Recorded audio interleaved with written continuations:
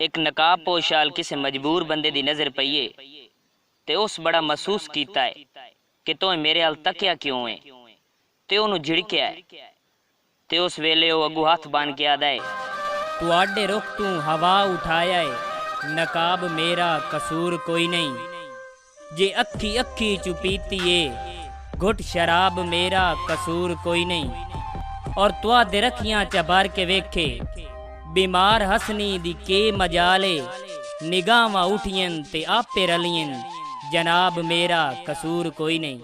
ते उसले ओ अगू आदा है आपे उठियन या जिमें भी होया है कि नजरा गुस्ताख डाक के रख तू, नकाब चेहरे तू लांदे रांदिन, जवानी वखरी नहीं तैथे हसनी, दिहाड़े हारते ए आंदे रांदिन। और ताक के मैदर ते होश विच रह, ओ तेरी कमला मजाल कीए, ओ जैनू भी अखियां दी मैं पिवाइए, ओ सारी जिंदगी डुलांदे रांदिन। अगू दीवाना आदा है, बेशक मैं पीवन दा आदि ना सही, पर अज ता जिद ते मैं चढ़ के पीसा। तू खोल आख दे मैं खाने सारे, ते हिक्के लाते मैं खड़ के पीसा।